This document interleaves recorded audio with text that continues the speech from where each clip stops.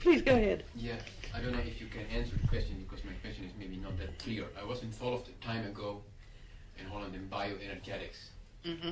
And but I can remember it was a sort of warning against meditation because it had something to do with a bad energy flow. It has something to do with as if the energy was not grounded.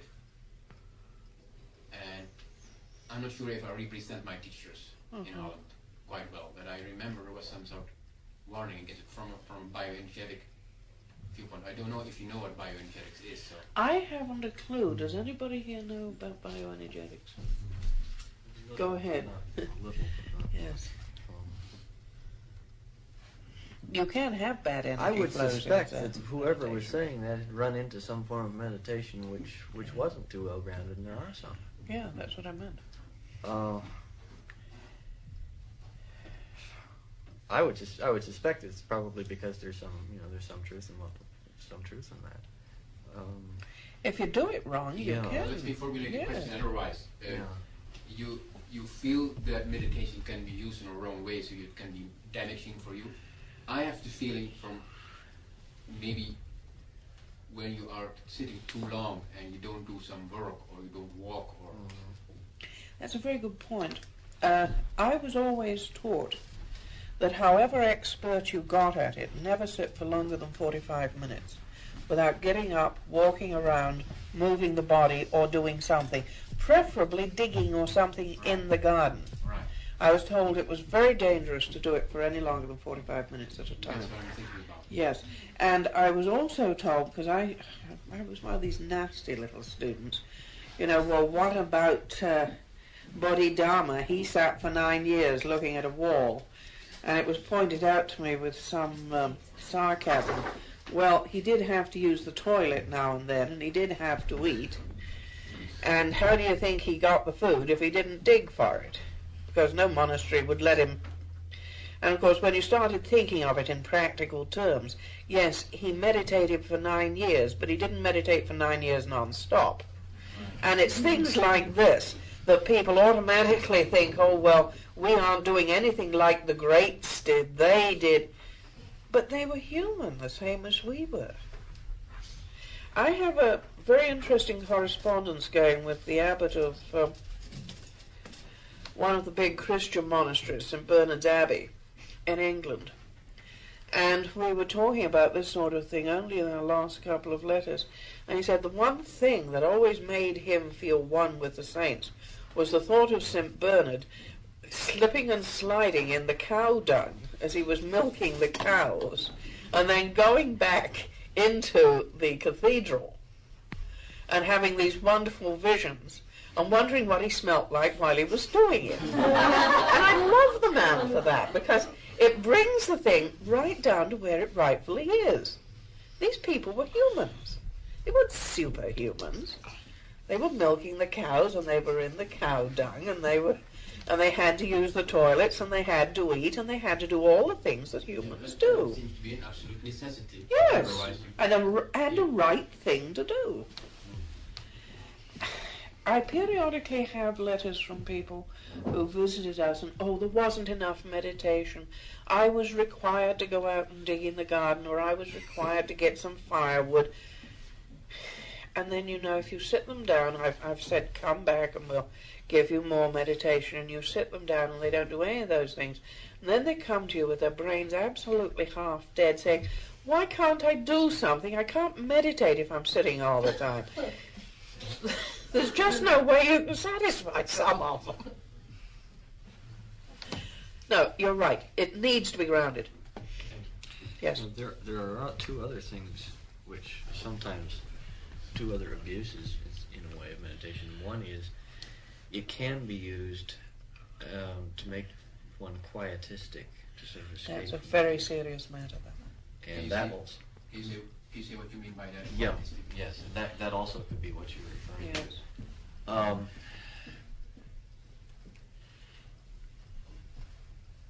One can become attached to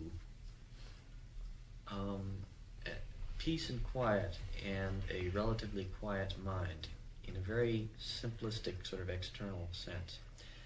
And then anything which happens around you which might disturb your peace and quiet, you reject, try to stay away from, don't deal with, and justify that because, well, that would disturb my meditation. Okay? And so you gradually withdraw more and more from dealing with the things that need to be done. Mm-hmm. And that is, at least in Zen terms, a completely backwards understanding of meditation. But I have met people who do that and use their meditation as a justification for doing that. Yeah, well, so perhaps you have to be in the world. You have to be in the world, and you have to deal with that which needs to be done, and deal with it wholeheartedly and 100%. You have to be in the world, but not of the world. As we understand it, that is as much meditation as sitting in the Buddha posture in the meditation hall is meditation. Dealing with what needs to be done 100% without distraction. That is excellent meditation. If I may just finish this before I take your question, I'd like to point this out, and that is, you can tell if somebody is meditating properly very easily. If he is working at least 25% better, more actively, more alive, more vibrantly than he was before he started meditating, he's doing it right. If it makes him even 1% less alive than he was before he started meditating, he's wrong. He's doing it wrong. And any time you hear that it's the meditation has made it, well, I don't seem to be able to do anything now, is something you sometimes hear from people, you know that the teaching's gone wrong. That he's been taught wrongly and that he's doing it wrong. It should make you alive, vibrant, want to do things, up and active, up and at it. And completely in control of yourself and the world around you and your situations. Because you're so much at peace in your center, you can do anything and everything. But you're still not God. I better add that before somebody... I just said you can do anything. There's something to meditation that can, in the Western world, it's been told to me by teachers that if one party of a marriage starts meditating, that this can sort of have some ominous feelings for the marriage, that it may cause some sort of a... Very occasionally it can. There's an old saying in England, 2 religions can't sleep in one bed. Put into a polite terminology, it means that if one is in training and the other is not, there is going to be a sort of pulling or rending. But that's not something that is characteristic of just of meditation. I mean, statistically speaking, if one party goes into therapy and the other doesn't, it bodes well. Doesn't bode well. If one party goes to college, the other doesn't. If one party goes on to graduate school and the other doesn't, etc., etc., etc. It's the same phenomenon. Yes. Yes. When you're talking about being in the world, I'm curious about how you have to have an economic base here to keep this, your Abbey going. And I would like to. You are my economic base. I believe that these workshops fund this whole enterprise. No, they don't. Well, they fund me. You see, each one of us does a job according to our capabilities. I'm a prof at the extension, so 2 or 3 times a year I teach people. And I can live for the rest of the year on what I've done. He shrinks. Other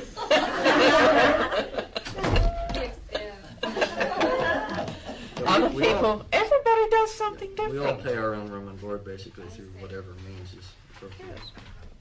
And you get the capital to do your building and that sort of thing out of Yep. We have a magazine and a gift shop for retreats. So everyone has a job outside of here that earns money, is that More or less, yes. I see. One's a lawyer, another's a registered nurse, so it goes on. And then there are some people who, well, for instance, the chief cook does not have an outside job. But we would lose so much by having him out of the kitchen that he earns more than his own wage. Some just earn their own keep by doing the jobs that they do here, you see. Can The same, the people in the construction and building department. I mean, if we had to hire carpenters to do what they do, we wouldn't be able to put up half the things we put up. So. For people, I'm sorry, that people who live here and are in training, they have jobs outside too, or they can't have. Or they earn money outside in some way or another. You see, the lawyer takes stray briefs. Oh. We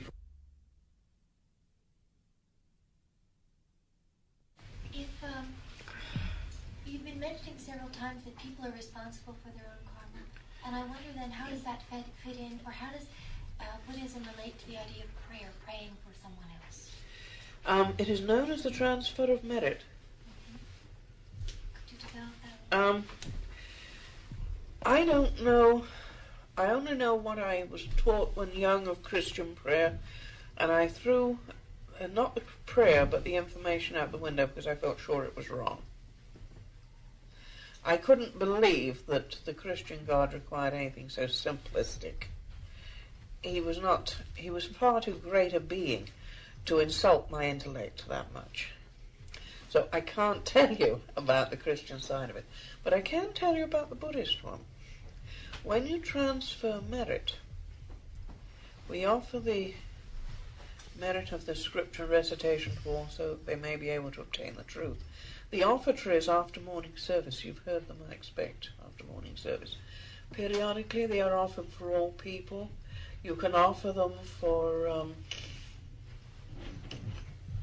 what's the word for groups of people who've died, or people who've died in air crashes or car crashes, this sort of thing.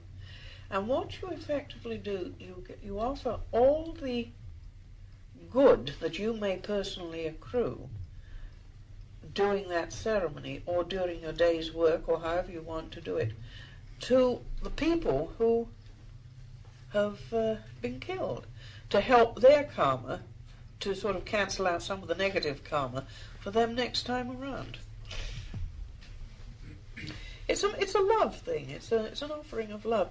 You have to do it to find out how it works. You can't just talk about it. Or I can't. I've never been able to talk about it.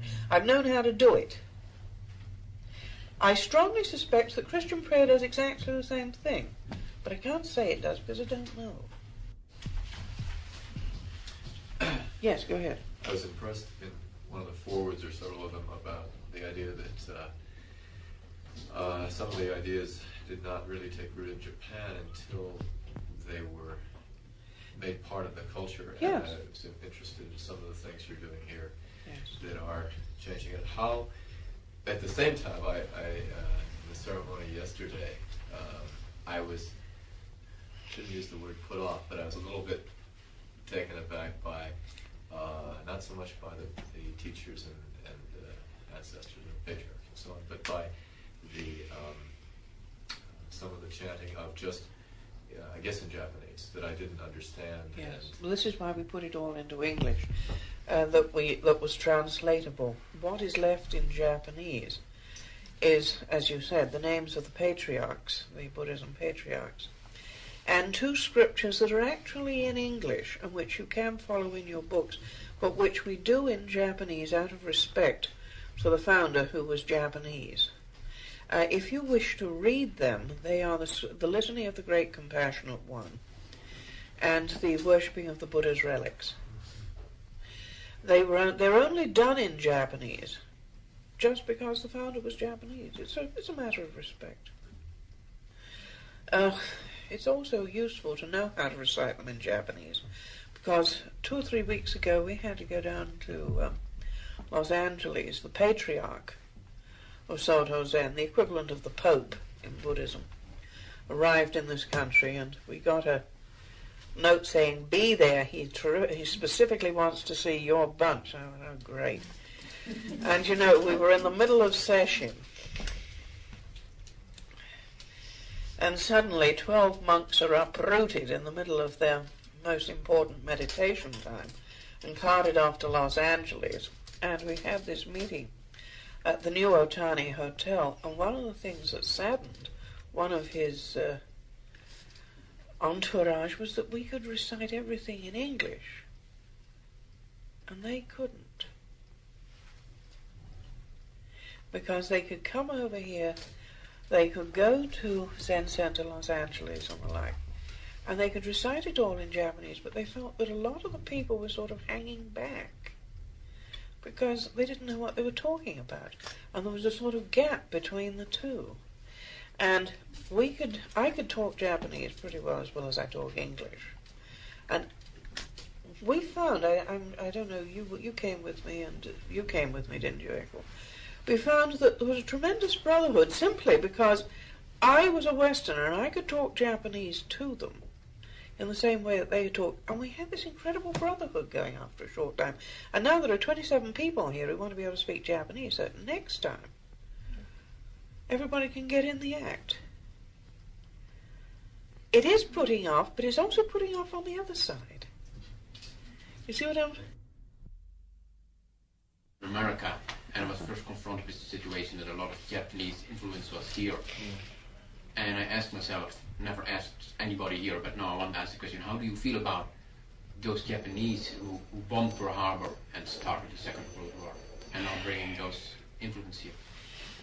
I can remember when I was first in Japan, I was sort of the whipping boy for all the bad feelings of a very large number of Japanese who hated my guts for having been part of the enemy.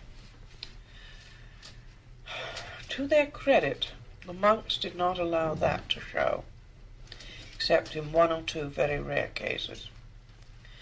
I remember asking how they could do such things, and I got two answers, neither of which will probably be of much help to you. They weren't terribly much help to me, but I'll pass them on for what good they are.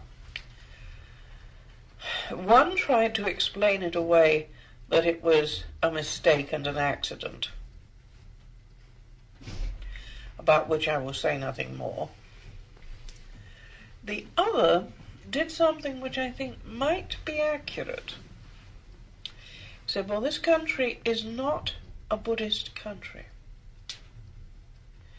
So I said, well, what do you mean by that? Buddhism is everywhere. He said, yes, but Buddhism didn't come to us until the 7th century. For 2,300 years before that, we were Shinto, which is the worship of the emperor.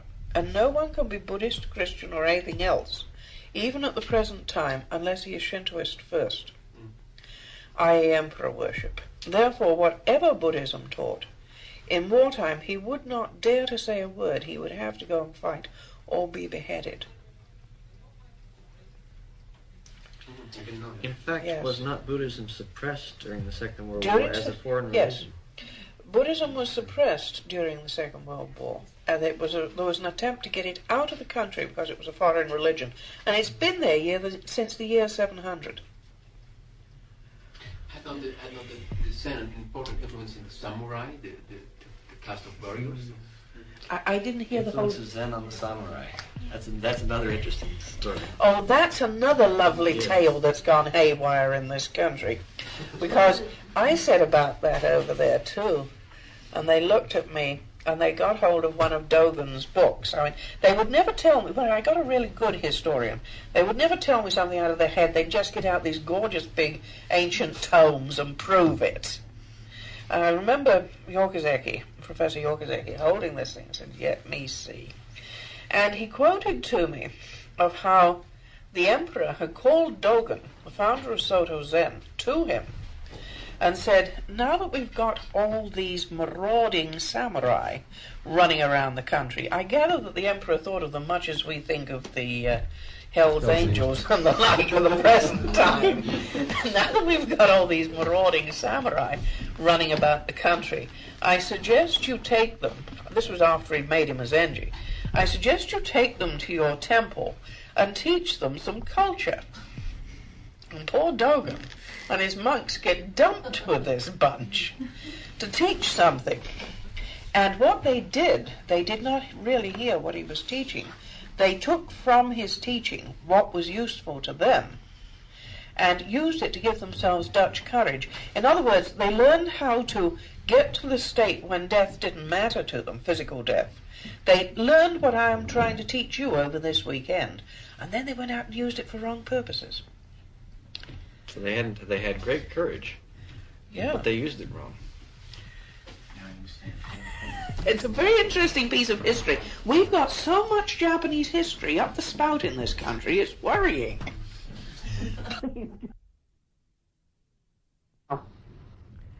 Having gone through most of the theory, or a lot of it, and I hope you've understand it clearly, because otherwise what's coming now is not going to make a terrible amount of sense. I want to talk to you about the theory.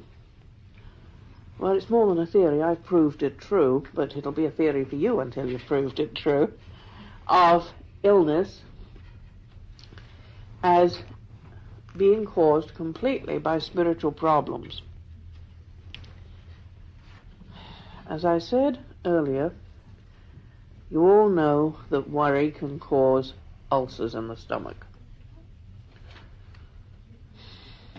Now, the various emotions can cause a very large number of illnesses to the various organs. And I'm going to give you a table of the emotions that have been proved to cause stress and strain to the various organs of the body. And I'm going to explain to you why.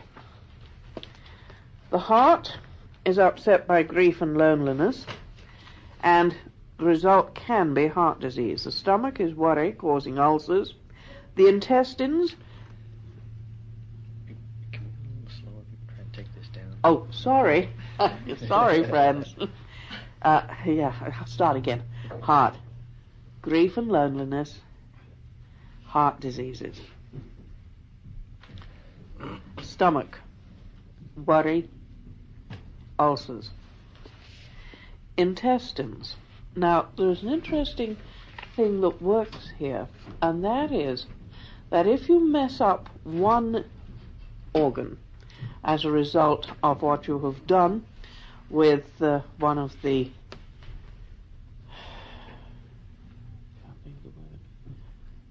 emotions, you may, by excess of that, start working on another one, because they work on a sort of chain.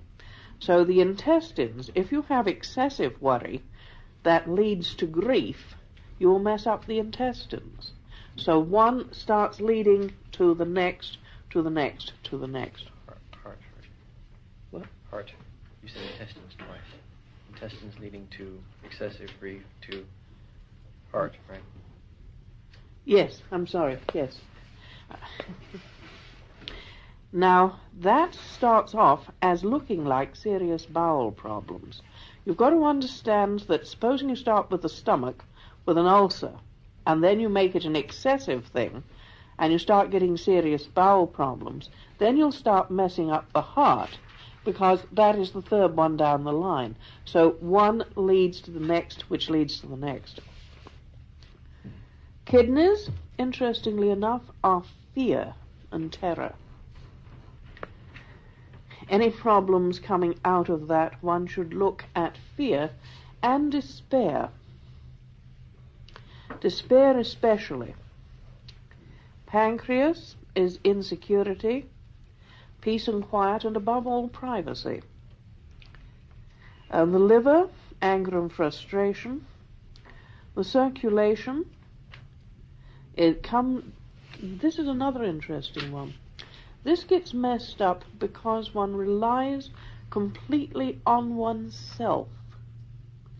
The refusal to take advice or to get advice or to seek help from other people, to always think you have got to be the one and only absolutely in charge, which is perhaps why executives get high blood pressure. It is terribly important to know that you are not God. And if you start behaving like it, you start messing up your circulation. And high blood pressure is usually the answer. Lungs, feelings of ostracism and loneliness.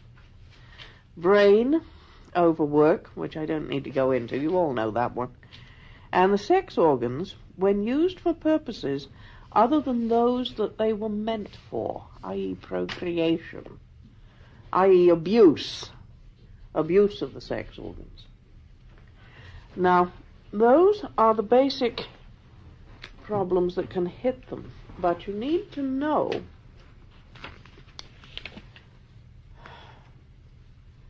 the theory behind this. All that meditation can do for you in the early stages is relax you. As you get deeper into it, it starts to remove the tensions in you. As you get deeper still, those tensions start to relax the various organs. And if you have a particular pain or ache, shall we say, in one organ, supposing you've got a stomach ache, and you concentrate your meditation there, you can not only find out the cause of the stomach ache, but how to prevent it. That is a very simplistic thing to do. But supposing you're getting really deeply into meditation, you start to see the causes of, shall we say, the ulcer that is having a serious effect on your stomach. And you can start doing work on the cause. Now, it is only going to show you what are the causes of your problems. It is not going to deal with the problems themselves. You have to deal with the problems. What it will do is dig up the cause. Perhaps during your meditation you will have a memory from childhood or almost a complete scenic picture from childhood. I told you about myself and the allergy that I had and how I found out the cause of that allergy way back from babyhood. It will bring up many, many things from your early life. Dredge up the original causes of what has happened to you later on. It may show you a series of images, starting from the latest, which may have been 2 or 3 days ago, going back to one 5 or 10 years ago, or to one in youth, then to childhood, and then to babyhood, showing you how this particular organ has got messed up in this way. Now, you have to have gone an awfully long way in this to get a really serious physical illness. You can reverse it through meditation if you truly try, but it can be extraordinarily hard work. Now, this is not faith healing. It is a teachable science. And this afternoon I'm going to get a number of the seniors to come in here and show you exactly how to do it on yourself. And it is somewhat more than just doing meditation, because when you have learned the causes through your meditation, then there are actually things you can do, which brings us to preventative medicine. One of the beauties of meditation is that it can prevent you from getting sick if you know what to do with it. So first you learn what are your basic likelihoods for illness, and then you learn how to look after that particular organ or part of yourself that is likely to become sick.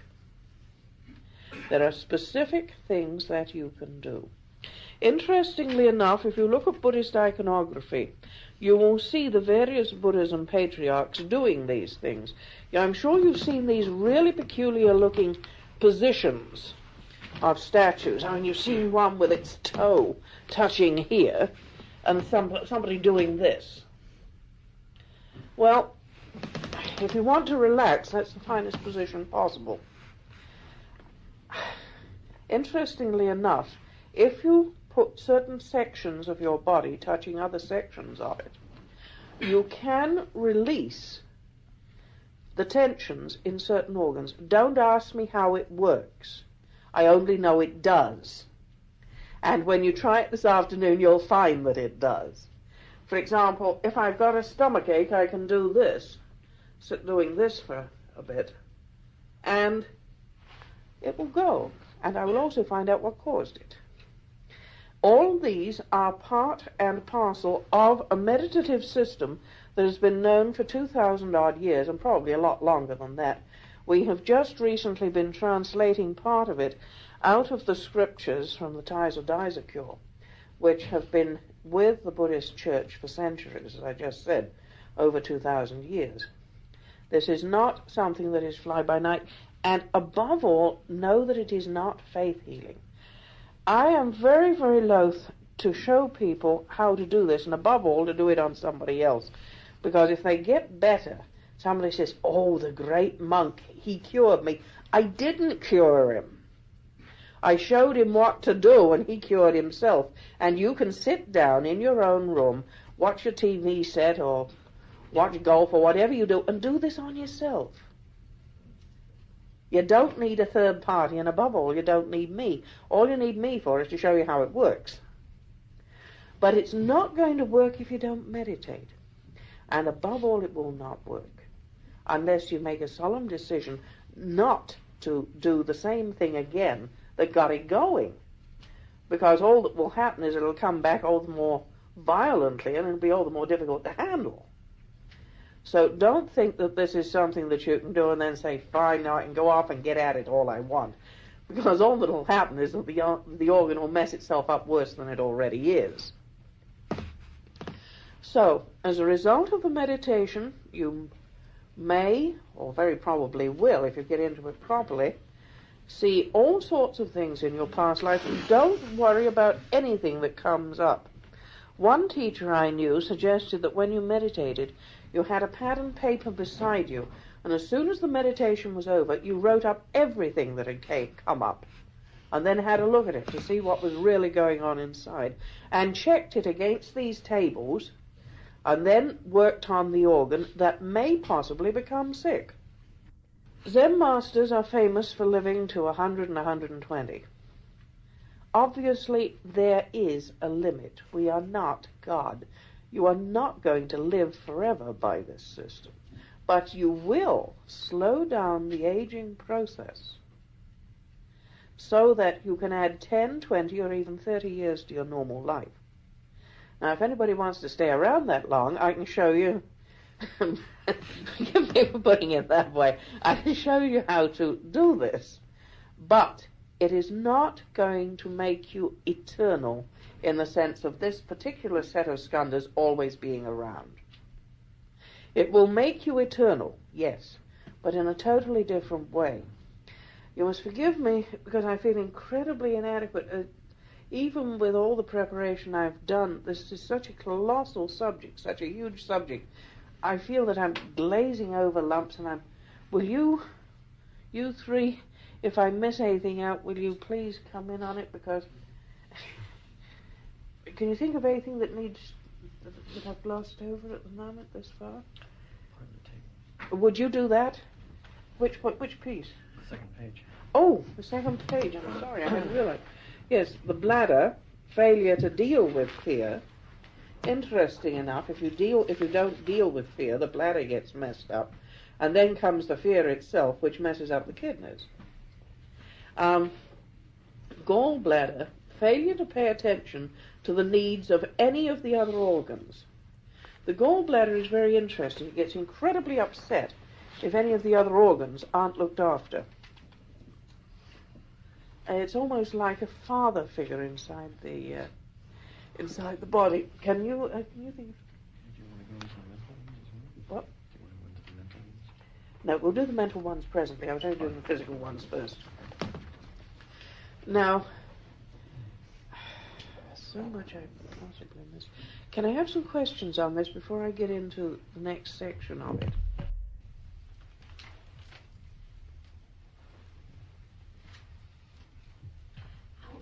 How did you say these associations were derived originally?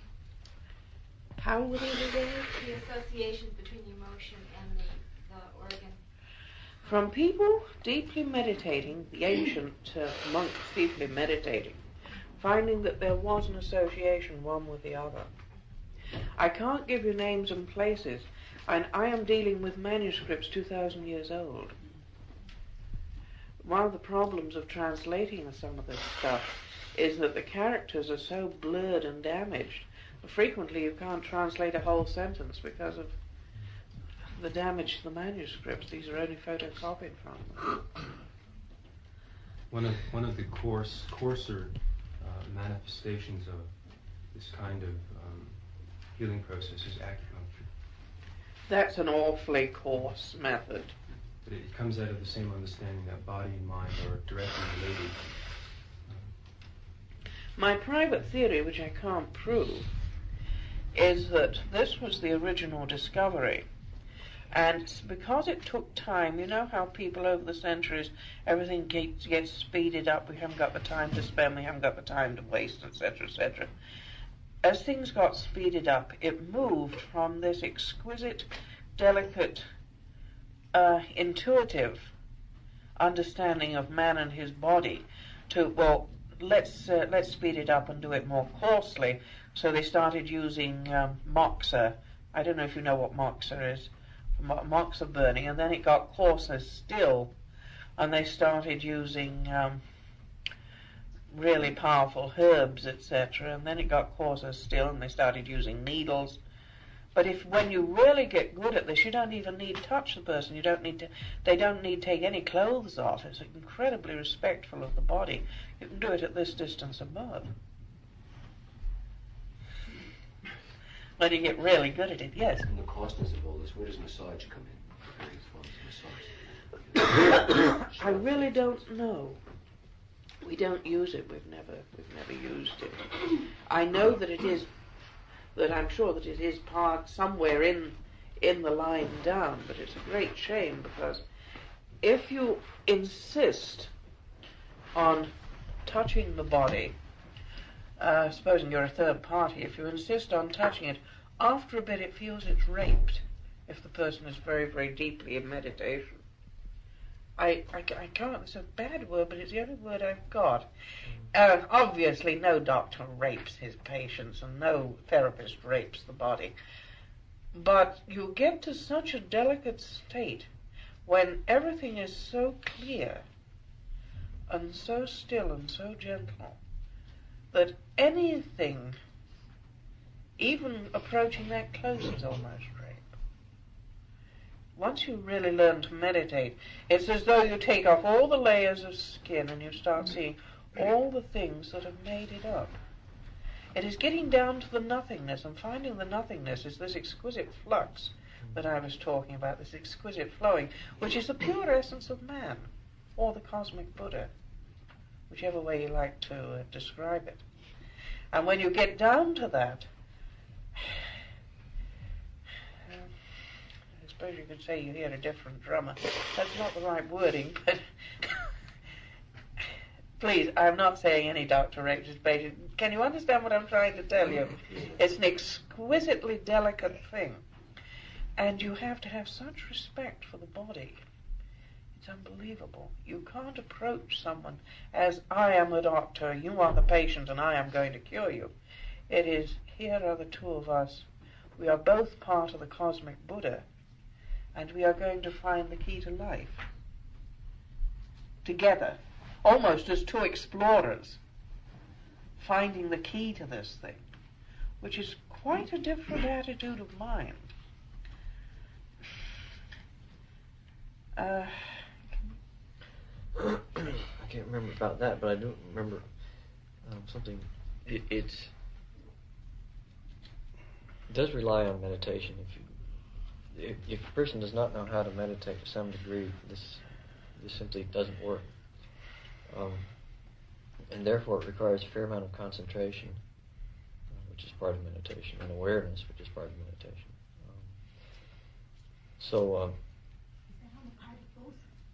Yes. Mostly these are things you do with yourself, do on yourself. You can do them on a third party if the person is really terribly ill and hasn't got any energy at all. So if two people are involved, yes, on the part of both. So you don't actually, we were just speaking figuratively when I think you were, when you said you sit in front of your TV set, etc. Yes. You don't actually do that. You have to. What I'm saying is you can sit in your own house and relax and do it. Yeah. Yes. You have to be in meditation to do it. Which is why we've spent almost half the seminar talking about the basics of the meditation and the theory. Because if you don't get that right, straight, the rest you might of as the well stuff hold a couple of pork chops. I'm sorry if I've taken a long time discussing the basics of it, but if you don't understand what you're trying to do, you might literally hold a couple of pieces of meat. You're not going to get anything off of the various sections of the body otherwise. In other words, your body is not going to talk to you. Dogen speaks of the importance of the harmonization of body and mind, i.e. body and spirit. And that is exactly what this system is. Finding how to harmonize body and mind. Now, as I spoke yesterday about koans and how there is suffering, suffering's cause, the cessation of suffering, and the Eightfold Path. This is also true on the physical plane. Those Four Noble Truths are the answer to the koan. People think that koans are only mental things, but they are also physical. The koan of pain, the koan of illness, the koan of an ulcer. All right, let's take the ulcer, which is the obvious one that everybody knows of. Right. Suffering exists, i.e. the ulcer hurts. Suffering's cause, i.e. what is the cause of the worry. The cessation of suffering, i.e. the removing of the worry. And the Eightfold Path, right thought, right speech, in other words, not letting the worry get to you. This is simply just translating what looks like a lot of religious gobbledygook into practical everyday terms for the dealing with illness. And the same thing with fear, if your problem is fear, and you're starting to have kidney problems, same thing. All right, you have the suffering, there's the pain of the kidneys or the medication you have to take. What is the cause? It is the fear. Find out what is causing the fear, deal with that. You're on the Noble Eightfold Path, and by accident you've got the bonus of having cured your kidneys.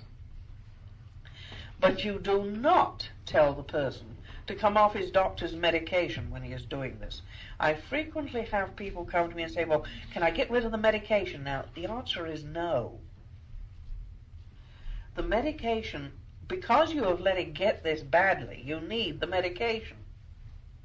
You use the medication to keep it from getting any worse, while you work on you to get the rest of it better and to find the cause and to deal with it. Do not allow yourself to get all that distance to really serious illness and then think that you can just chuck the props that are going to keep you alive whilst you are getting the rest of it straight. You hadn't got it straight for so long that in the end you needed the props. Do you see what I'm saying? Don't destroy that which is keeping you from dying because you've allowed yourself to get that sick. Now that is, I think that deals with both meditation as a preventative to illness and meditation as, yeah.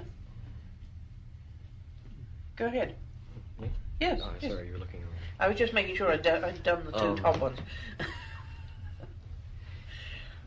This isn't to say that the immediate or proximate cause of any illness is a spiritual one. No. For instance, obvious case, you could have a case of pneumonia. All right. Now that isn't to say that there is no pneumococcus infection or some other bacterial or viral infection in the lungs. There is.